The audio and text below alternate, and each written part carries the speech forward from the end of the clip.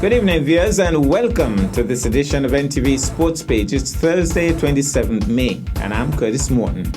In our headlines, Butler's Domino College reduced to rubble, and in our feature for this evening, we have an update on the last round of matches in the SKNFA. We'll take this break, and I'll be right back.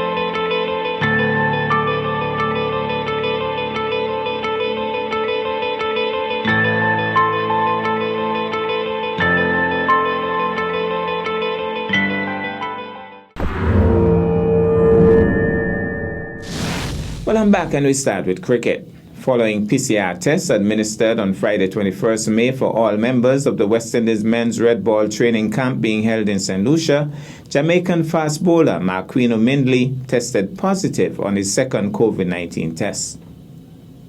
In accordance with the medical protocols established with the St. Lucian Ministry of Health, Mindley, who is currently asymptomatic, will now self-isolate in his hotel room under the supervision of the Cricket West Indies medical team until he returns two back-to-back negative results. All other members of the training squad and coaching team were retested and isolated in their rooms, with training cancelled for the weekend.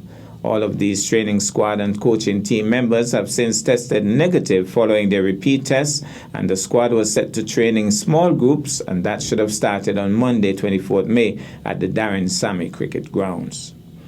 Sticking with cricket, in terms of the men's T20 World Cup upcoming, the 16-team global tournament has been scheduled to take place in India between mid-October and November 14th.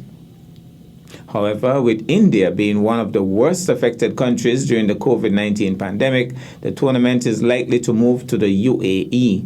If that were to happen, player movement between the IPL and World Cup bubble would be one of the BCCI's biggest advantage.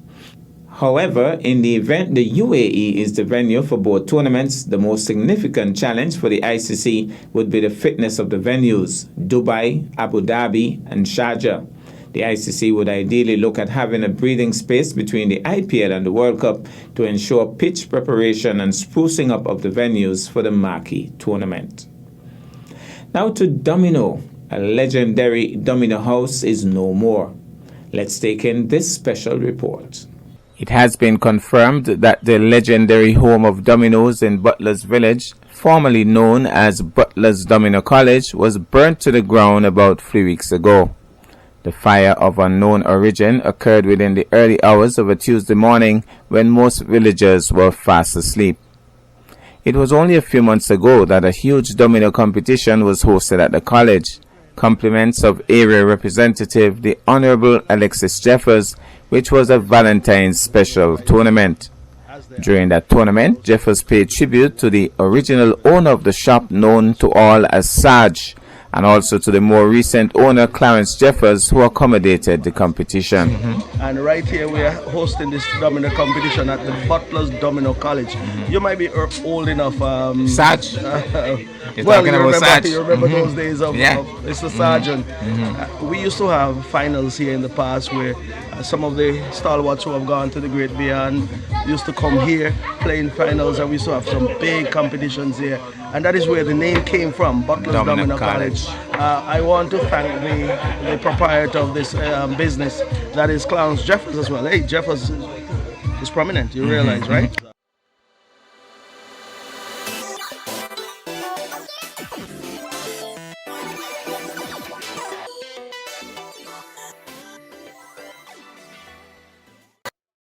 It is understood that the circumstances surrounding the fire are currently being investigated. We'll take this break and I'll be back with our feature for this evening. Hi, I'm King Hollywood, the reigning Calypso King of Nevis. I have a message for you. Be safe, protect yourself and others. Cover your cough and sneeze, and remember, hatch it, bin it, and clean it. Stay updated by following the Health Promotion Unit on Facebook and Instagram, or contact us at 469-8010. Well, I'm back, and tonight football is in the spotlight. Deep Bay was the only team on Sunday to register a victory in the SKNFA Premier League.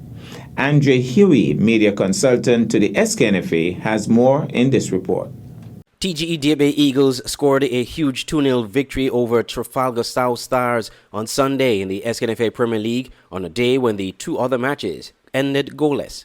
Sean Descent scored the first goal for Deep Bay in the 21st minute, and Mariko Cranston added the second in the 34th minute. This victory is crucial in Deep Bay's quest to avoid relegation, as they now have 7 points and have moved up from the bottom of the table, leapfrogging South Stars. Though they are still in the relegation zone behind Bath United on the same points and a game in hand, the victory serves as a moral booster. The commentary team at the SKNFA Premier League Live broadcast provided post-match analysis of that game. But Bath still has a game in hand, a game to play this round. And they have a far better goal difference. Yes. A far better one. They conceded so many goals, especially in the first round. So Bath sitting quite well. But you know what happened in the first round, where each of those teams got a point from each other. Because I think how it is, they were able to get a victory from one another. So they end up with 3 points. 3 teams at the bottom end up with 3 points. So South Stars is left in the bottom in the cellar. As indicated earlier, the other two matches on Sunday's triple header ended in 0-0 draws. Hobson Enterprises Garden Hotspurs failed to find the back of the net against Flow 4G Cairn Rockets. Spurs coach Austin Deacon Huggins said the team had to substitute its striker, and as such, they were not able to carry out the game plan. But we had to take off our striker and use a younger guy on the top. But we didn't really materialize what we wanted to do. But hopefully in the future, we get it working. We go back to the drawing board and we come again. Coach of Cairn, George Yellowman Isaac, said he encouraged his players to play smart and positive football in the second half. Well, first half wasn't too bad, but we just got maintain the shape and maintain the composure. I know the place was warm, and I know some of the guys them was a little bit tired, so we just had to hold out for the rest of the half and see what we could do for the second half. You would have missed a couple of shots in the first half as well. What were some of the things you would have told your team in the locker room coming on to the second half? Well, in the locker room, it's just more composure and play smart and play positive football and be confident with yourself and the teammates and continue to work hard and play the way how we accustomed to play. St. Peter's and SL Horses St. Paul's United also ended 0-0. St. Paul's had 18 attempts on goal with about 4 shots on target, but still were unable to find the back of the net. After both matches, we spoke to the coaches.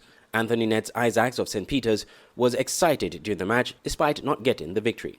I got to be excited. That's a champion team, you know. So once you come up against the champion team, I mean, they play well all the time. So if you come up with a win or a draw, I mean, it's a good thing for you.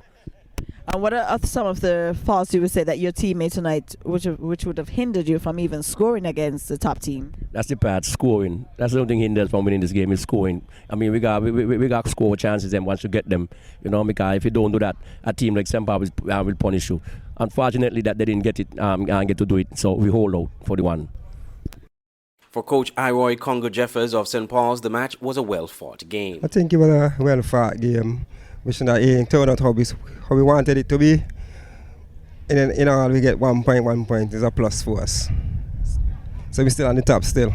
The match between Fastgas Saddlers FC versus Hot Springs Bath United, slated for Saturday afternoon, was postponed upon the request of Saddlers. So the league table has not moved much after this weekend's round of matches. Thanks so much, Andre. By the way, please note that the SKNFA has postponed all league matches until further notice due to the COVID situation nationally. That's our package for this evening. I am Curtis Morton, reminding you that you can watch sports if you are not fit. But to play sports requires fitness, diligence, and sacrifice. Have a good night.